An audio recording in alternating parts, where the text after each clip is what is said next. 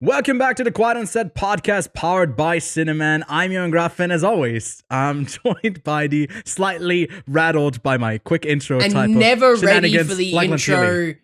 podcast partner me. This week we are summarizing the massive amount of movie news that came out of CinemaCon. If you haven't heard of CinemaCon, don't blame you because I literally didn't know what it was until this year. So CinemaCon, I want to go next time because there was so much shown that wasn't released, but there is so much information. We're going to try to summarize it down to the basics. If you want to hear a lot more, we're going to have a separate video coming out about it. Exactly. And then I caught up with the entire Evil Dead franchise for this week's main review. I also caught Peter Pan and Wendy from the Green Knight director David Lowery. And I've also seen Guardians of the Galaxy Volume 3, so I'll tell you my brief thoughts about it. We'll get into our full-on spoiler review for that next week. Finally, this week we are talking about Evil Dead Rises. Yes, there's a reason Ewan went back and watched all of the Evil Dead movies and TV stuff. So we are here with the spin-off, I guess, of the Evil Dead IP. And Evil Dead Rises is what we're covering. Evil Dead exciting. Rises, exactly. Yeah, there's a cameo of Bruce Campbell in the movie. It's not a spoiler, he's just like in the credits. He's like just as his voice. It's literally like a voice cameo. It's really weird. It doesn't have anything tied to the rest of the Evil Dead franchise though. But that's that. I don't want to get into that at all right now, but let's cue up the intro and get into the show. We are professionals. This is a professional podcast. Yes. Breaking Bad and Better Call Saul. Hello there. Which actually, did you this get is gonna me a be hat a as bit, well? Yes. So I've got Dune Cam. It's just a camera with my Dune steelbook.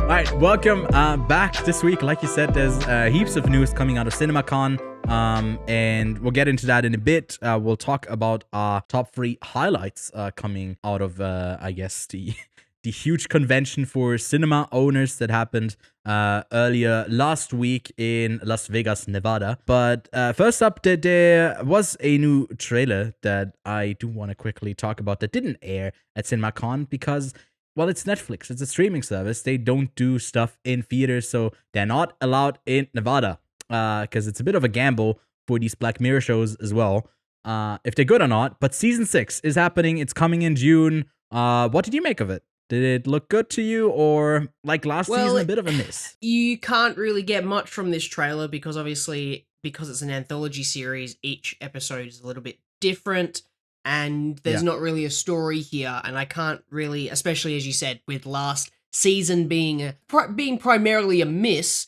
I'm a bit afraid about what this season will be, but the cast is insane. Have you, like, the names signed up to this season is crazy. Yeah, I think the biggest names coming to this season are probably the ones featured on the thumbnail. If you click on the trailer, there's one with Aaron Paul, there's Kate Mara, Michael Cera, Salma Hayek. There's also, oh, she's married. I was confused. Is this like a different Salma Hayek? But I guess she's just married now with with another name. Okay. There's also Rory Culkin, Josh Hartnett, Zazie Beetz. Also, the last time I checked, I don't know if they updated it since. It didn't list the episode number, so I think last season was just like 3 or 4, so I don't know if they are returning to like the 6 episodes or 7 episode seasons that they used to have in earlier seasons. Yeah, last season was just 3, and they haven't announced yet how many episodes it's going to be. I guess season 3 and 4 was then a bit bigger. I'm quite keen because Black Mirror at its best can be morbid fun, and at its worst it can just be really generic sci-fi. Whatever it is out of the two, we'll certainly be entertained and we'll definitely check it out. There was another trailer for a movie, the Fortnite movie. Yeah, I guess I didn't tell you to watch the trailer for that one. No. Are you catching it right?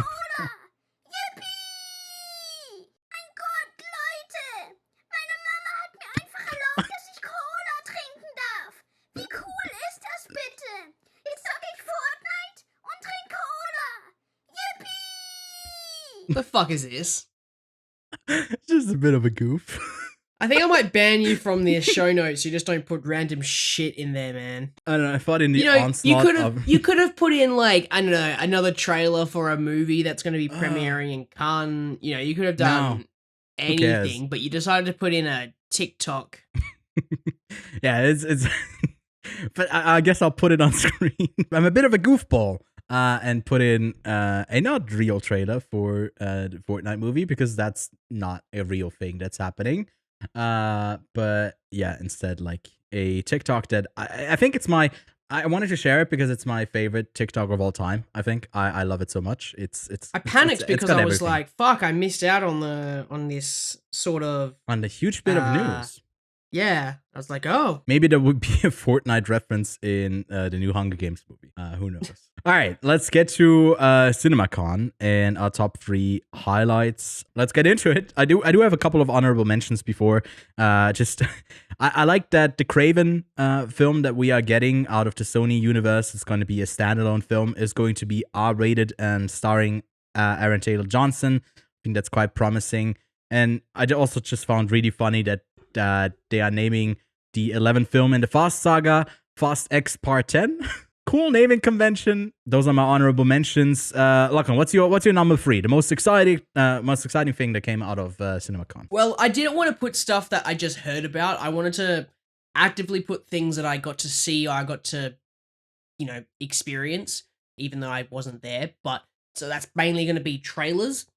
For me, the number 3 thing that came out was Wish, funnily enough. Mainly because it's the first time I've seen Disney try to go out of their comfort zone with animation and try a different style, which definitely is a bit of a hybrid between the traditional Disney and the new modern Disney. And it's looking to be kind of good. I guess it's a bit more modern Disney in terms of storytelling with the whole animal or creature that talks, and there's the singing, and then there's the evil villain. There's a lot of that sort of modern Disney-ness to it. Yeah. Can't complain too much about it. That's just the way that they're going, and they definitely tell some fun stories that aren't designed for either you or me, Ewan, and are designed for kids. So I can't complain too much, right? But I wouldn't mind like a good soul-sucking story to like make me cry, because Disney can definitely do something like that. A lot of companies can definitely make kids movies that have a sort of adult tone if you watch it when you get older and you go, oh man, that's pretty dark. I'm surprised that got past there somehow. But go watch the Wish trailer. It actually has like this really good tone and really good style going for it. I'm quite excited, funnily enough, for an animated Disney movie. I didn't think I'd say that, but yeah, here I am. I mean, it's just maybe it's got that Disney magic that is. Maybe it's still a little bit hungover, but maybe that's just yeah. No idea. It's not just like the Marvel fatigue. You also are getting kind of a bit of like the Disney fatigue with the same type of look and the same type of live action remake as well. So I think just like a hint of fresh air with like a slightly different visual style already makes this a bit more intriguing than most of the other Disney productions. Yeah. My number 3 is from the Racka boys that did a recent horror flick, Talk to Me. It's got some raving reviews out of Sundance that we are getting, I think, in a month or 2. They've landed a big next film with the Street Fighter adaptation. If you're familiar with the channel, they do a lot of like these crazy stunts and action and just put themselves in danger a lot of the time. I get secondhand anxiety just like watching it, so I have to stay off of it. But if I were to choose like a random pack of like up and coming filmmakers to do this, I think I would kind of look into their direction for sure. I'm sure that they can pull off something really exciting just for the stunts alone, and the storytelling kind of meshes this, I guess, basic premise of people's fighting on streets. Then I'm in. We haven't gotten any look of it yet. It's just like those two things are happening together, Street Fighter and Racka. I guess they're not going by Racka, but I struggle to pronounce their last name. So I'm just like calling them the Racka boys. I don't know how long that's going to be okay. And it's going to be like reductive to their like artistic vision. Filippo. Oh, is it simple like that? Is it just like the Aussie way that you know how to pronounce that? Or pretty sure it's Danny and I can't remember the other ones. Danny and No, it's not Michael. I don't want to say Michael if it's not Michael, but it might be Michael. Yeah. Danny and Michael Filippo. Yeah. Alright, cool. Anyways, our number 2 is a shared number 2 for Dune number 2. No trailer yet, unfortunately, although they did get to see a bit of it at CinemaCon. We only got the confirmation that 100% shot in IMAX, and a practical worm is on set. I don't know how big that worm is. We talked about that in our full-on CinemaCon video, that it's gotta be like a miniature, right? But we are so keen for Dune number 2. This is my exception to my list of stuff on here that I wanted to be able to see, because hearing that it was 100% shot on IMAX got me excited. Unfortunately, there's only one IMAX cinema in the entirety of Australia, and it's in Melbourne. It's in Brisbane. Isn't there one in Brisbane as well? I don't think it's IMAX. I'm pretty sure there's only one. I think the biggest one is in Brisbane. I saw Endgame there, but I think it's probably not IMAX then. It's just like a really big theater. Apparently, there's meant to be an IMAX in Sydney now. Anyway. There's only 2 places, I guess, that, nope, there's only technically one that's opened, and that's in Melbourne, IMAX Melbourne Museum.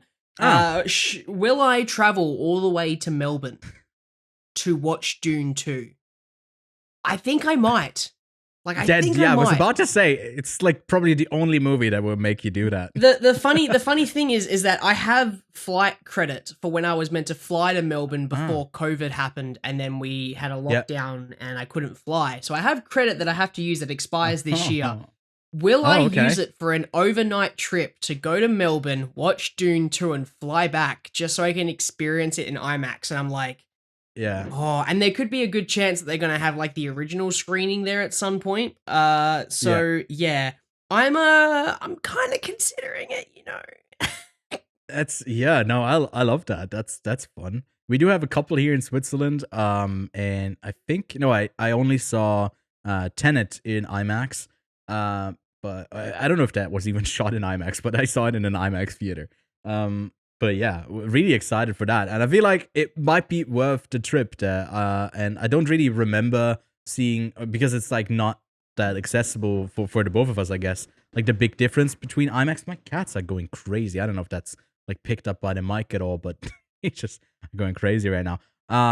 But yeah, we are both really looking forward to Dune, and something else beat it though. I'm quite surprised at your number 1 pick, but you went into a bit more detail in our CinemaCon video. But the Equalizer 3, I guess the thing you're most excited for? Yes, because I wasn't expecting a trailer to come out from CinemaCon. Yeah. Again, I wasn't even expecting CinemaCon to happen because I only just discovered that it fucking exists this year. Anyway, what is cinema? This trailer was sick. I go into more detail in the big long breakdown of CinemaCon about why I like it, but I've recently watched 1 and 2, and I'm just on a hype train for this, and I love Denzel Washington's character, and he's in Italy, he's going up against the mob, and there's just something about the Equalizer movies that is so exciting and so much fun. I'd like to watch one in cinema, which will probably be this one here. I didn't actually catch the other 2 in cinemas. I watched them at home. But yeah, no, I wanted to pick stuff that I got to see, and I got to get out of CinemaCon. I didn't get to see a Dune trailer. I didn't get to see other stuff, but I'm excited for this because I can see it. And it's basically original everybody as well. What do you mean? What? The same director and everything. Yeah.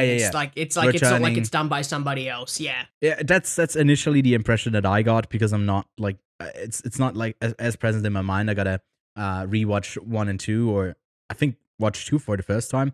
Don't remember seeing them, and then it just felt like a continuation of that. But if it's like got the same people attached, and there's still passion and there's still story to tell, we'll have to give that a watch. And then for me, for the last couple of weeks, if you've been keeping up with the podcast, I've been watching Avatar: The Last Airbender and The Legend of Korra for the first time ever, because my childhood was not on Nickelodeon at all. So I missed out on a bunch of really good, like, I guess, kids, but also still works for adults quite well, that type of TV. And we didn't get anything shown just yet, but similar to Equalizer, we also got like a lot of people returning for an animated Avatar sequel that's set in the same world with the same characters, but now as adults. And I'm really looking forward to it, because The Last Airbender is one of the best animated like cartoon shows that I've ever seen. It's great. It's really solid, and I hope this one will do well as well. But that's pretty much all the news that came out of, well, it's not all the news that came out of CinemaCon, but like our top 3. If you want to see a full breakdown, that in our recording, we almost went for an hour. I don't know how long the actual video would turn out. It was ridiculous. We did get into, there was just a lot to like mention. Not even a lot to break down, but we'll link the video right here if you want to see us go over all of the trailers and all of the movies and all of the different studios. It's film time.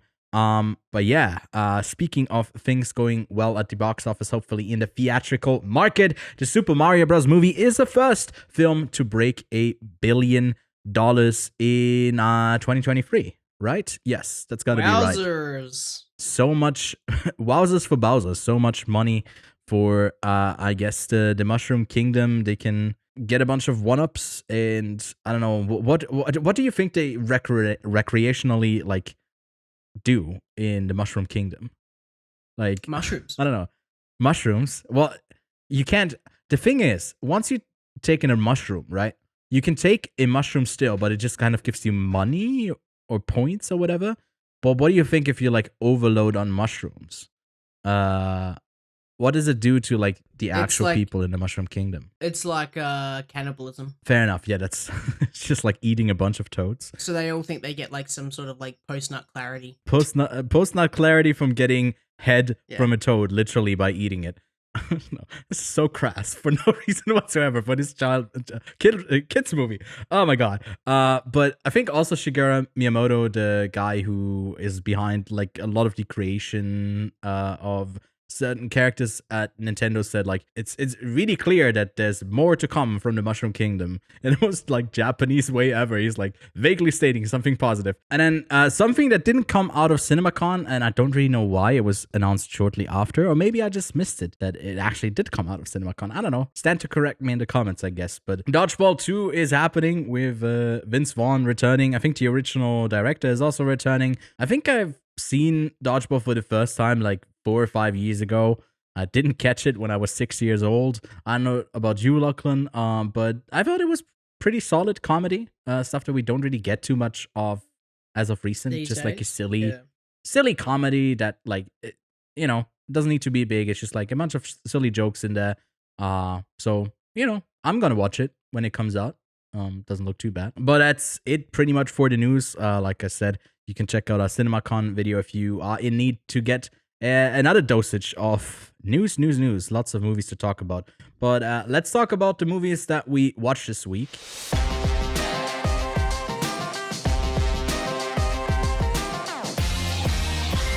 That's embarrassing because you're saying movies. I didn't watch anything other than Evil Dead Rises. So we're only talking about movies. Then I have nothing to talk about. That is fine. The stuff that we watched this week. All right. Okay. Cool. Ewan. Yeah. Before are you throwing over to me? You're throwing over to me to do what I've been talking about? Okay. Dodgeball. Cool. Catch it. I'd like to ask. Obviously, last week we were talking about Mando season 3, and I obviously have this camera angle here, which it's nice to have, and I have this microphone that I can also switch over to at any point in time.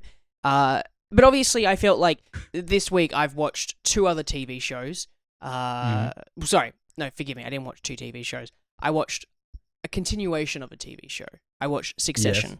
I'm still doing Succession, and I'm currently up to season 3, episode 5. So I'm almost there. Okay. Yeah, you're almost there. That's what I've been focusing on. Last week I watched a shit ton of stuff because.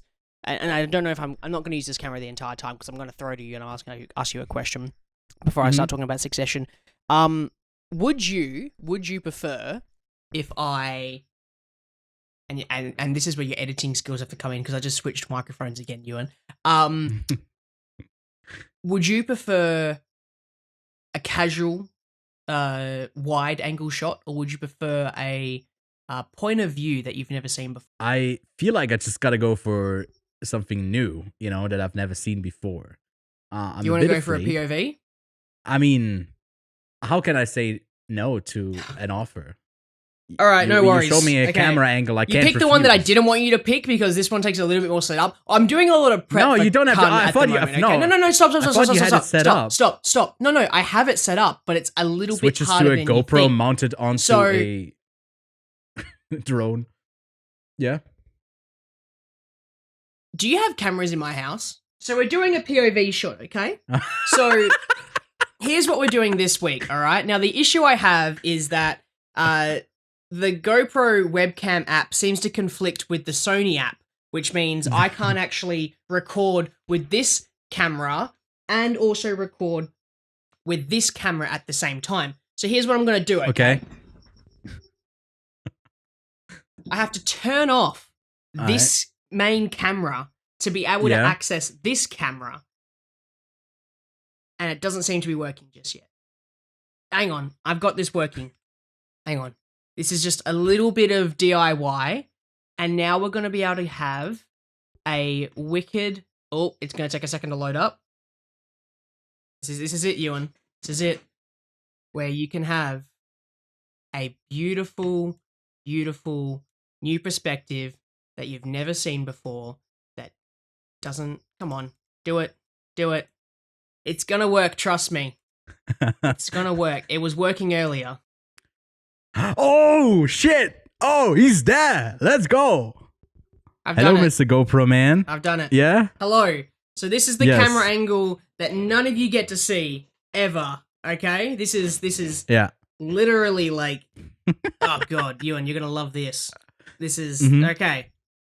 So I don't know why this is the angle I picked. Anyway, Mhm. we're switching back to this Wait, do you have microphone a now. do you have a cock chair? Do I have a what? A cock chair. in This? the corner. What do you mean? Yeah. Well, I've always had this. This is where I wanted to record the like podcast, but like I can't get this CinemaCon. microphone set up over there to like be able to like mhm. anyway, I can Right, sit right, there if sorry. you want. No, it's all good. It's all good. Did you want to also I didn't see know what that the was second there. option was? Did you also want to see what the second option was? Yeah, I thought the second option was just like your main thing and you stay on the same No, thing. the second option It's is like- I've got a 360 camera, which is super ultra wide, which means I can actually come and sit over here.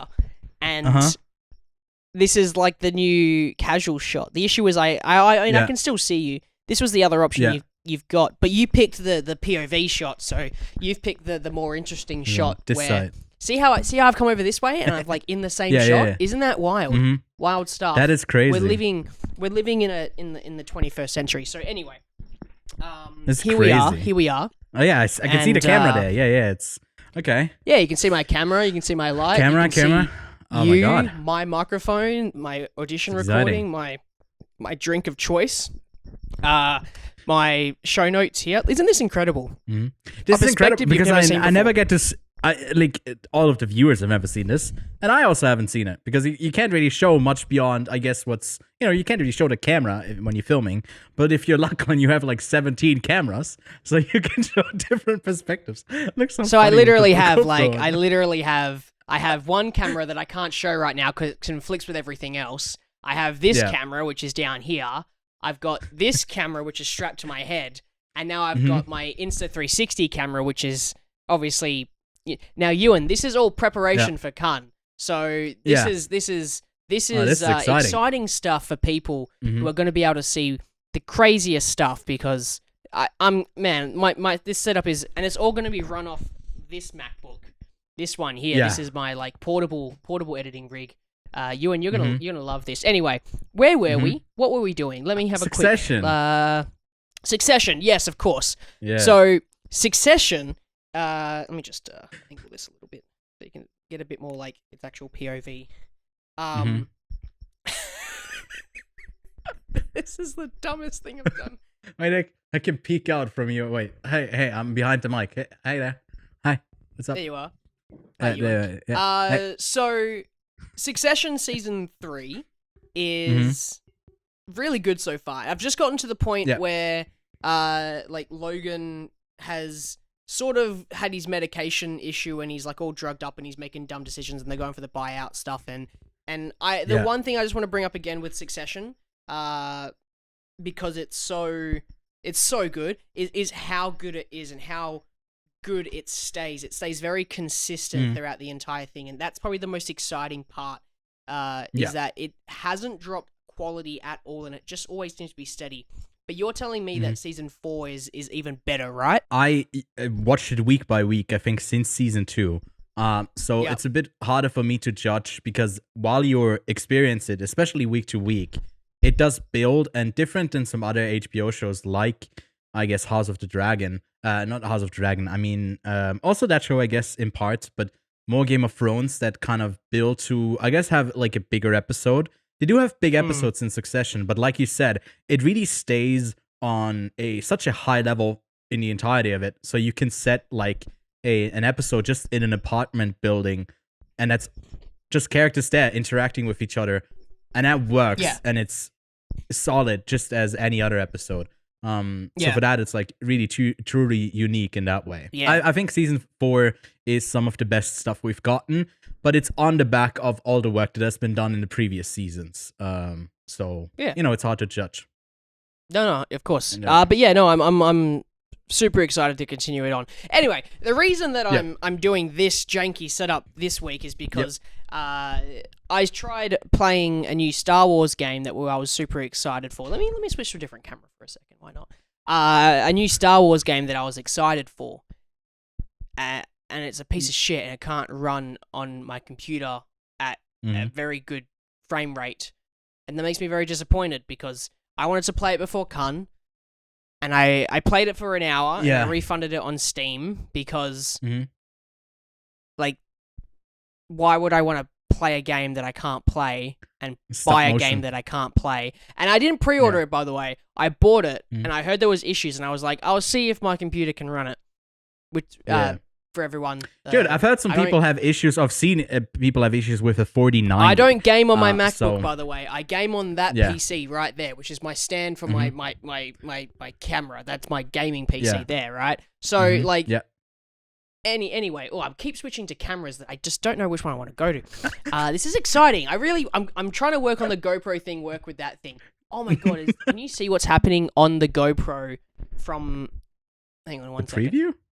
Is there a preview on my GoPro of what's happening? There is a preview. Yeah, I can see the Insta360. Dude, this is insane. I should get a Gopro and attach it to my GoPro so then I can then have like a web front recording. GoPro Anyway, to get off of this. And this is all my gear, by the way. You can see where I keep all my camera gear. I like the gear rack. Thank you. Neatly Anyway, organized. what was I saying? I Star Wars Survivor is disappointing. Yeah, I wanted to. So far, right? Well, I mean, it's not disappointing apparently in terms of storage. It's disappointing in performance. Yeah. And I've got a PlayStation. I've got a PS5. I don't really want to play it on PS5. I want to play it on PC. That's why I bought a PC. The PS5 that's why I'm surprised. Why do you not want to play it on PS5? Because the PS5 is for like exclusive games, like Last of Us, which now can buy on PC, and then God of War, which I could also now buy on PC. But it also ran bad. Right? I don't know if they fixed it yet, but it also really ran bad. But I bought Last of Us Part 1 on PlayStation because it took months to come out. But this comes out at the same time.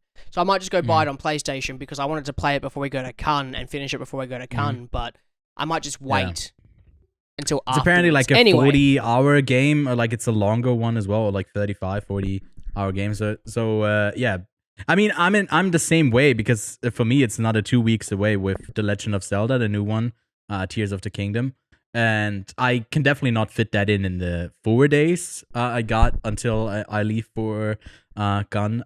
So I'll have to play that after. Yeah, some exciting games, stuff on the horizon. Hopefully better ports. Now we get a wide angle. Do we ever switch back to like your old camera setup, or are we just like no? We will, but I'll let you start talking about what you've been watching because it takes me like 2 minutes to fix. I kind of really want to have like, speaking of Evil Dead, I think that's like the tie over to what I've been watching. I just kind of wanted to see your GoPro get possessed, and then like, that would be the narrative conclusion to this thing. Is like it starts moving and attacks you.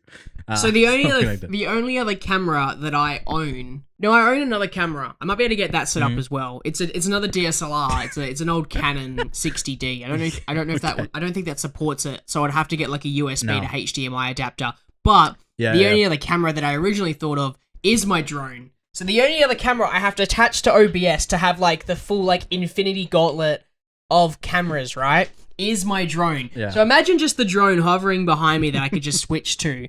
Wouldn't that be like an interesting? Because literally, it's this camera, and then it's this camera, and then it's this camera, and then if I can really quickly, tell us what you got going on in your life. And then I can quickly just like do this. Wait 1 sec. I got this. This is super quick. Don't worry. I'm gonna fix it. It's fixed. So it's the GoPro camera, and then this camera. We're back full circle. That's actually pretty smooth. Yeah, that went pretty quickly back to the OG setup. Thanks for that. I wasn't expecting that at all. Evil Dead. I watched all of the Evil Dead films for the first time ever. Lachlan, you've only seen the first one. That is totally very different from at least the Bruce Campbell sequels. In the second one, they retcon everything that happens in the first one. Basically, like, cut a bunch of characters out of the story. And I watched it all. I think the first one is quite good for like an early 80s horror flick with like no budget that is quite unapologetically harsh to all of the people in it. And that's just something that kind of is an ongoing thing in this entire franchise. That's like at some point, I was just like, I'm fed up with blood. I don't need to see blood ever in my life again. I'm good. Thank you, Evil Dead. I'm good now. I was never someone who was like afraid to see blood or whatever. But after Evil Dead, I'm like, no, I've had enough. It's just a bit too much. But Evil Dead 2 is amazing. Army of Darkness, the third one, is equally enjoyable. It just gets really silly and goofy. There's some clips that you might have seen from those films that seem crazy out of context. They also are quite crazy in the context of, I guess, the film series. And then continuing, I guess, after Army of Darkness, later on is that TV show that got 3 seasons. Just finished that last night. And unfortunately, I thought like, oh yeah, they're going to end it in 3 seasons. That's good. They had plans to do a 4th season, but it did get canceled. It only was like playing on Stars, streaming on Stars. If you're like, yeah, what's that? It's like, well, you're not alone. At one point, I think it is. Yeah, I guess now it's, I don't know if it was Disney before, or it's just a bit of a mess that unfortunately they didn't get to really tell the full story. But that show was kind of, I guess, to me, probably the worst thing out of the Evil Dead saga with Bruce Campbell. Although it did have like some quite entertaining bits, really over the top, but it has like its main characters that seem a bit safe in parts, a bit too much. And that kind of shtick gets old if you tell like over 30 episodes. But it's fun, I think, in doses, but I just like had an overdose on Evil Dead. But I can recommend especially the second one and Army of Darkness. You don't need to see Evil Dead 1. And then I guess the first remake, kinda, with the 2013 Evil Dead film, is just kind of okay. It's just a horror film. It's like not that different horror film with possessed people with demons. And I guess to Evil Dead Rise, we'll get to in a second. But I also caught the new Disney Plus streaming exclusive from David Lowery, the director of The Green Knight, A Ghost Story, and he also did another kids movie before with Pete's Dragon. He's doing another take on Peter and Wendy that's darker in parts just because it is from David Lowery. It does get a bit existential, although the story of Peter Pan does lend itself to like, becoming an adult and like growing up and stuff like that. But I think it's with these stories that have been done like countless times before, it feels hard to bring any sort of originality to it. It's also on the back of a lot of kids' performance, and that's an ongoing thing on the show that I just hate on kids. You hate children. Acting. I just hate children. Kids on screen. There's another Disney Plus show that I can't talk about just yet because the embargo is still up. There's also children in it. I'm not saying the names, so I don't know. Does that break the embargo? People can find that out. If they find out, that's great on them. But I'm not breaking that embargo, hopefully. There's also Jude Law who's in this as Captain Hook. He's great because he's a great actor who's experienced, and some of the kids, especially Peter Pan, is like it really didn't work for me, unfortunately, because like it has some dialogue that just doesn't, it clashes a bit. It's not like all the fault of the children, it's just like it doesn't work completely. But speaking of babies, Baby J, John Mulaney, is back after a couple of years in, I guess, a hiatus after a divorce and rehab. He's back on stage for a pretty good stand-up routine. I'm not familiar at all with his material before, but from what I could tell, what he referenced in this latest one that's out on Netflix, he was just a silly goofball that had a lot of energy when he was on stage. I can't do a John Mulaney because I've literally seen him in one thing, and then maybe as like Spider... What is he? Spider Pig? I don't know. I think it's Spider Pig, right? Yes. Spider Pig. Yeah. And he's a funny guy. He's a funny guy. He's got like a great talent for stand up, and I kind of want to see more of his. Lachlan, I think you said you're a bit more familiar with his material, but haven't seen this latest stand up routine. I'm just not a big stand up comedy watching guy. That's the only thing. I don't watch like stand ups all the time. I'm very particular with what I watch. The message you sent me was, do you like John Mulaney? And I just said yes. Yeah. But I was waiting for you to respond back by saying like something else, but you didn't. Yeah. Because I was going to say that I know. I like him. I was about to say, him. I don't watch his stuff. Yeah. But yeah. Anyway. Lachlan is like someone who gives a lot of like just one word responses. And it's sometimes hard to read if he's like just like couldn't be bothered, or it's just like he's just giving me information. I was like, okay. I don't want to tell him to watch something else because I didn't know. Maybe he's setting up a 15th camera in the background, or I don't know. He's busy trying to get through the 2 different frames that switch in Jedi Survivor. So I was like, no, I'll just not recommend another thing. Hey, here we go. There's another camera setup. And then yeah, a couple of weeks ago, I caught White House Plumbers, an HBO show about the Watergate scandal, and with Justin Theroux and Woody Harrelson. I do have a review out. It's just like about 1.5 minutes long, a really short one. I'll link it right here on my channel if you want to hear my brief, really concise, more well put together thoughts. But it's entertaining. It doesn't always work with the humor, and it's about the, I guess, idiots that behind why Watergate leaked, or like the bizarre stuff that they did to, I guess, get Nixon reelected. He did get reelected with no connection to them whatsoever. They didn't really leave an impact, but then they were part of his downfall for the ridiculous stuff that they did. And it's an entertaining show. It's only 5 episodes, a miniseries over on HBO Max that I think is about to come out on streaming, or is already streaming now over the next couple of weeks, and I can give it a light recommendation. But that's all the stuff that I've been watching, that we've been trying to play, that the cameras that we've been setting up.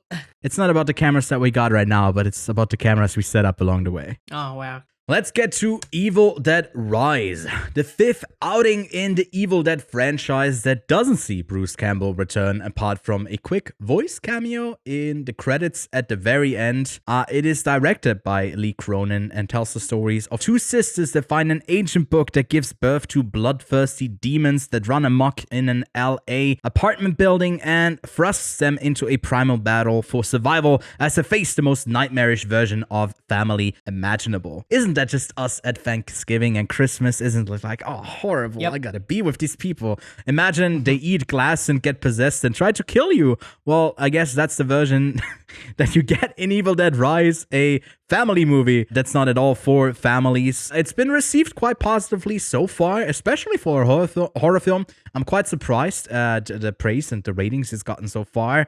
On Letterboxd, it's a 3.6, on IMDb, a 7.2, and on Metacritic, a 69. That's nice for them. They had a budget of $19 million and have already grossed $50 million so far at the box office. I don't have an update. It might have even gone above that since the time we are doing this recording. So it's definitely a hit for a horror film like this, although it is a bit on the higher budget when it comes to a horror film, right? 19 million is a bit more than usually someone like Blumhouse is spending on their films.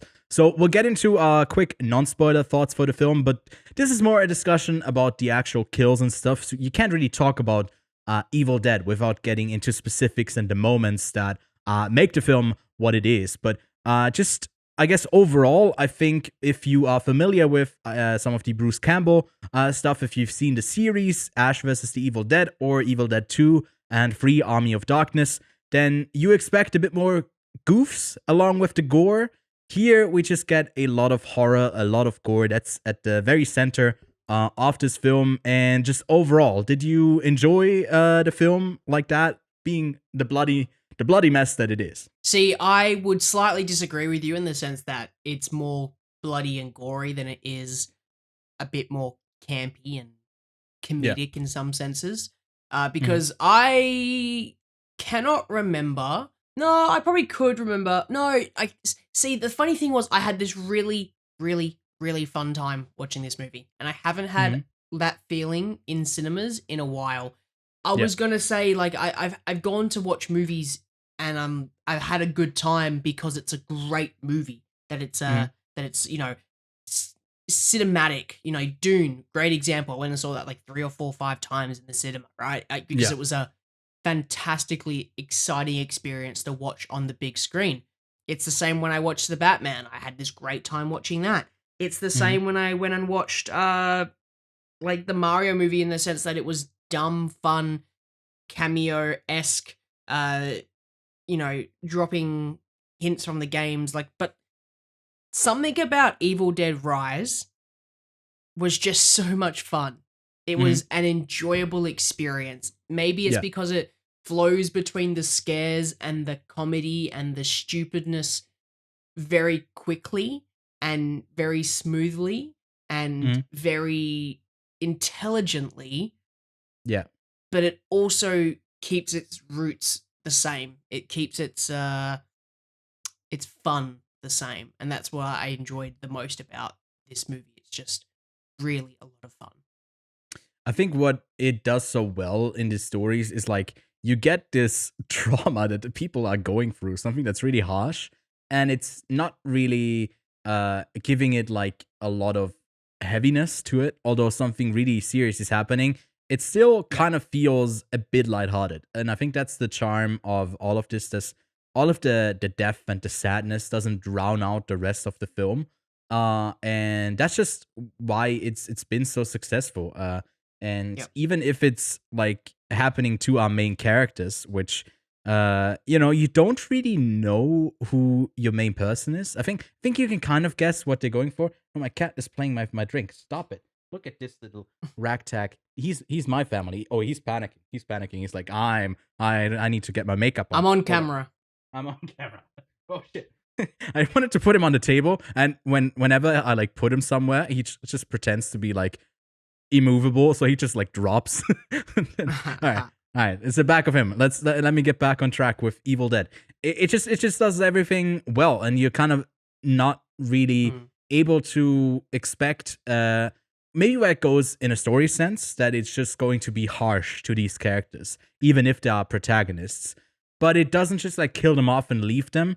That's kind of the beauty of Evil Dead. They can just come back and then they're possessed, and you kind of like, you don't really get the transition, especially also in the series, where like this is a human and then this is a demon. And in the TV show, it's a lot of times we got our main protagonists, and then all of the other people are just like red shirts. You can just kill them. And in this, you got a family. So that's not really, there's a lot of stuff that they don't want to do to each other, even if they're possessed. And I think that adds a lot to the overall, like, constellation of characters. I really enjoyed that as well. I had a great time with it. As you said earlier, like, it's really hard to not talk about spoilers with this, because I'd like to get into some specifics of why this film worked really, really well for me. Sorry, my cats are just really into horror. That's why they are in the background here. If you watching on the video side, just like they heard Evil Dead, that's me. Recently, I do have a small story to tell. Recently, we are talking about horror, so that's just a bit more crass, because I was sitting on the toilet. And my cats usually just come by to say hi. They're like, hey, you finally got attention to us. You're not watching like 17 Evil Dead movies. You are, I guess, taking a piss or whatever. And then they come to get attention from me. They want to get petted. And both, I got so much cat hair in my nose and anyway, everywhere. And then they are just hanging out in my bathtub sometimes, right? And it was the both of them on there, and they started fighting with each other just because they were bored. They fell down to the second thing in the bathtub, and there was like another thing in there, and like the shower head, and they got so spooked from each other just falling down and touching something else that they both jumped out. And this smaller one, well, she's not on screen anymore, she jumped between the wall and the handle to turn on the water, and she turned it on, and I was on the toilet, and I got I got drowned by her, Nice. just sprayed with water by this. And they've been doing these like drive-by things. They recently they just like whenever there's a plate that I haven't like cleaned yet, they just like it just moves every like 15 minutes, just like moves more to the corner. And so they're like little demons that are in my apartment. I just wanted to warn you ahead of time because I know you're coming here. But Thanks, you know, Ewan. spoiling you for what's in store for you. But let's talk about spoilers for Evil Dead Rise. And yeah, what are we gonna get into first? The kills, the possessions, the action. There's a lot of it. I want to get into what makes this film work because there's needs to be aspects that make this work, and you've already talked about a couple of them. The first couple things you spoke about were sort of who these people are. It's a family, Yeah. Mhm. and you've got to kill the demons to get rid of them. You have to fuck them up to get rid of them, and it's adding this really interesting layer of this is my sibling, this is my mother, this is my sister, this is my aunt. I don't want to hurt them. And it plays this really interesting part where you can see their innocence because everyone can relate to this in some kind of way. At least everybody, the majority of people have a family that they can relate to. They wouldn't want to harm someone in their family to see this crazy thing go into. And that was something that really I jumped on and thought that is really, really fun to see in a film. But there's one moment that made me go from this film is good to, all right, this film is making me really enjoy it. And it's one specific kill, essentially. Yeah. It's where hang on, let me get the names of the characters up because I still don't remember the names. It's where Ellie rises back up from being asleep and they kick her out. And it's all of the side characters that we knew that were going to die immediately because they're side characters and it's pretty fucking obvious.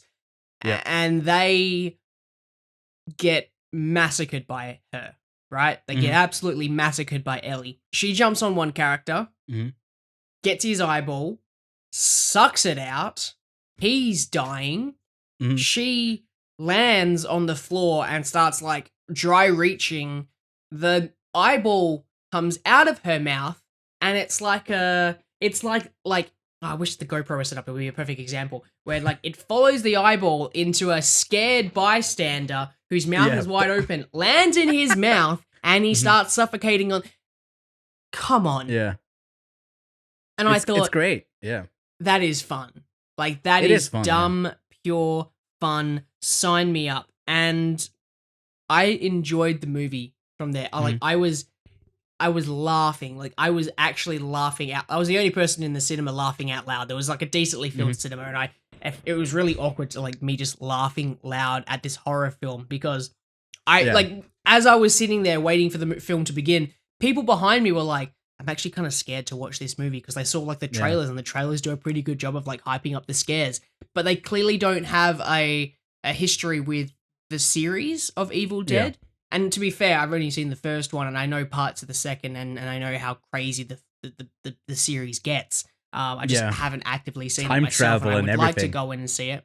So I kind of set my expectations of being like, I know this is going to be fun and dumb. And unfortunately, the opening of the film is kind of a bit shit.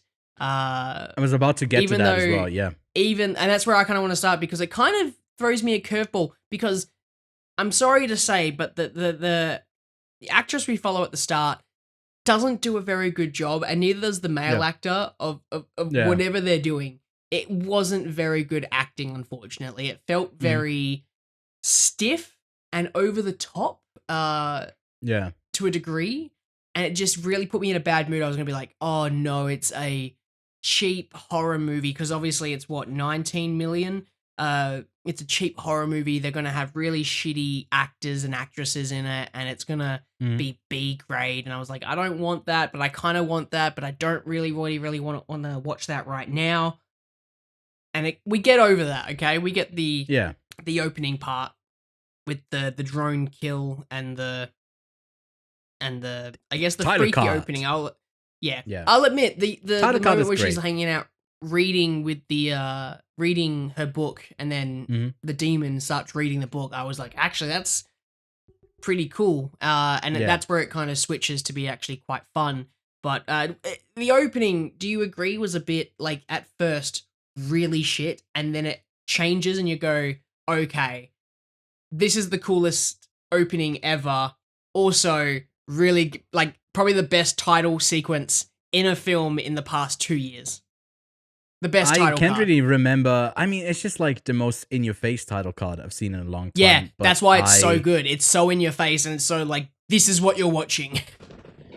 Yeah. I mean, I liked it, but I also just became, to me, like, ooh, you're on the back of a franchise, and you got like a good moment that hasn't earned its moment. So I was like, Sure.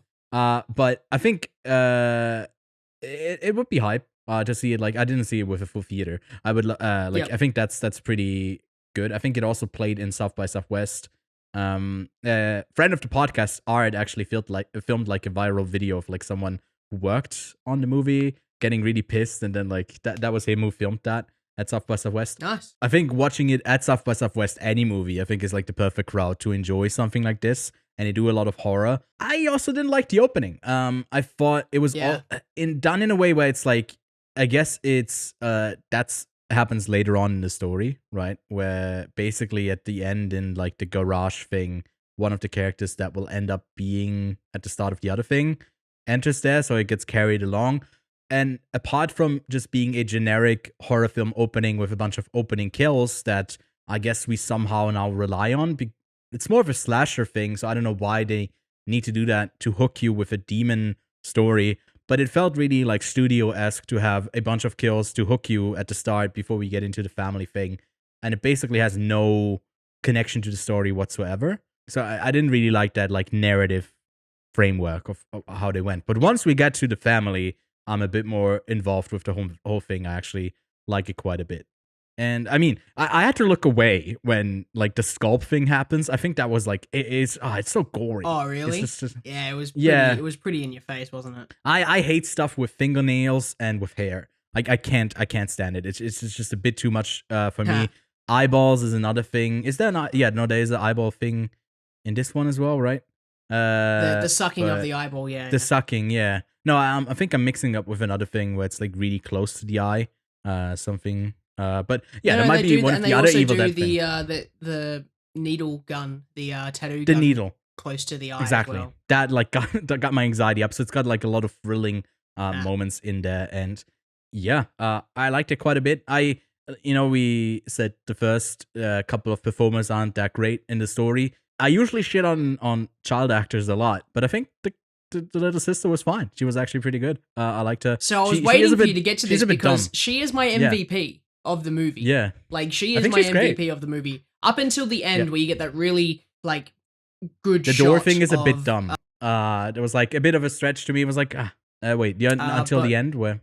When you get the blood over on holding the chainsaw, like, the iconic, like an iconic shot like that, I was like, okay, you're now the MVP. But throughout the entire thing, I was thinking, Ewan's hating this performance or is loving this performance, but I have to admit, I think that what's the little girl's name? Cassie is like MVP right now. I liked her quite a bit. That was great. And then I guess it just kind of closes again, I think, with the people in the forest. First I thought that like the place that they stay at was like this really luxurious thing that I thought, okay, is this like supposed to be their cabin where a lot of the early Evil Dead stuff takes place? But I don't think that's the case. It's just like a random destination that they're at. And I think overall, if you like horror, if you don't mind gore, I can really recommend Evil Dead Rise. And it's great to be able to say that in an ongoing franchise that doesn't rely, like, it's kind of a bit of a spin-off to the rest of the series. And if they do more in this world that is like set up from this movie, I wouldn't be opposed to it. I'll definitely go see that as well. But Lachlan, if you had to rate this film 1 out of 5, where would you arrive at as a rating? Do we agree on our rating here? Yep. I gave the movie a 3.5. because I really enjoyed it. I didn't think the filmmaking was out of this world, but I thought that it was a lot of fun, and I'd totally go back and watch this again. Like I really do want to watch this movie again with a rewatch, because it was so well spooky and so well funny at the same time that I just I loved it. But I feel like I should also go and watch all of the Evil Dead stuff as well. I feel like that's where I need to spend my time, not rewatching this one, but actually going back and watching all of the Evil Dead series. I think you'd love Evil Dead 2, and then Evil Dead 3, Army of Darkness might be a bit of a hit or miss because it goes all out in the camp, and I like that our protagonist is really like this unlikable person at the core. He's racist, he's a bigot, he's pretty dumb, but yeah, it's just like part of the goof that he's never taken seriously, but it's not like also just then making him go through difficult things because that's him. It's still like he's still like the promised one. He's still the one that's like, you know, doing stuff and saving people, but he's still like also kind of an asshole, a big one at that. So I enjoyed that dynamic, and they explore that a bit more in the series. I think the first season of the show I can recommend, and then it kind of just loses me in parts. If you're really into the series, like the film series, then you might even enjoy the TV series. So if we had to pair up a double feature, I'm gonna go first here, Lachlan, because I do have a pretty simple plea for you. If you are new to the Evil Dead franchise, then go watch Evil Dead 2. Skip the first one, go straight to 2. You don't need to see the first one, and you'll have a great time. I can fully recommend that one. A great double feature. What about you, Lachlan? When I was watching this movie, I was just trying to think of like where it lands in the horror movies that I've watched that also are a lot of fun to watch. And I have to admit, I always think that Scream is a great take on horror because it's making fun of horror films. But at the same time, I also feel like these films here also kind of make fun of horror films. Like it kind of takes the piss out of like the horror demon films. So I would like to say, if you like this movie, you might also like Scream. Scream, right? A fun pick here. You were waiting. You were waiting for me to flick it around somewhere, weren't you? You were like, he's taking this somewhere random, because I always take it somewhere random. My thoughts went into a different direction because I just remembered that I saw really exciting news earlier this week, but I had such a busy week that I forgot to put it into the show notes. And it's also a horror film that's getting another film, and it should be part of our news, and I forgot. And I don't know, I'm conflicted now if I should record something that goes into our news segment, or I guess I'll just mention it at the very end here. Can I change quick news segment? My answer? You can, but the rest stays in. I'm not cutting it out. But in between picks for double feature, quick news here. Final Destination 6 is finally happening, and I was so excited. I was like in a room full of people. We had like a meeting at the cinema, and I saw like Twitter feed pop up, Final Destination 6 is confirmed. And I went like, whoo! And a bunch of people turned around to look at me. I was like, I'm sorry, Final Destination 6 got just announced. You gotta excuse everything that I do right now. I'm very excited because it's my guilty pleasure, one of my favorite now ongoing series. Yes, it's the one film, if I were given like a blank check to do a movie in a franchise, I would probably do Final Destination. So I'm very excited to see where they take it. So that's quick news over. Back to you, Lachlan. What's your double feature pick? I decided I want to do Cabin in the Woods. That's a better pick. Yes. Cabin in the Woods. Oh, that's a great pick. Yeah. Yeah, I've changed my options. I've changed my pick. It's not Scream anymore. I thought, yeah, Scream's a good one because it's slasher, but I thought, you know what? Cabin in the Woods. That's way better. And you get upcoming Optimus Prime actor Chris Hemsworth in it as well. Chris Hemsworth. So that's great. Upcoming Optimus Prime actor. I hate that. He's not Thor anymore. He's young Optimus Prime. But yeah, that's that. Go give those movies a watch. Let us know what you thought of the film. And then next week, the only big release that I do want to highlight here is Guardians of the Galaxy 3. Volume 3, another film that I think I teased in the intro and then I didn't end up talking about in what we've been watching, man. This show has just been a bit misleading, but it's great. I really enjoyed it. Guardians of the Galaxy is my favorite franchise coming out of the MCU. My favorite now concluding series with the third one at least for this iteration of the Guardians. I've already caught it, and it's fun. We're gonna get into full-on spoiler thoughts for it next week. So go give that a try. I think it's the best movie from the MCU since Endgame, easily. So yeah. It's like right up there with Spider-Man. There's some narrative stuff that is a bit repetitive, and yeah, it's not gonna be the savior of the MCU, but it's a nice change of pace or return to the Guardians. But that's the movie we're going to talk about next week. In the meantime, you can follow the show, subscribe for our weekly show here. Go check out our roundup summary, really long, what news came out of CinemaCon.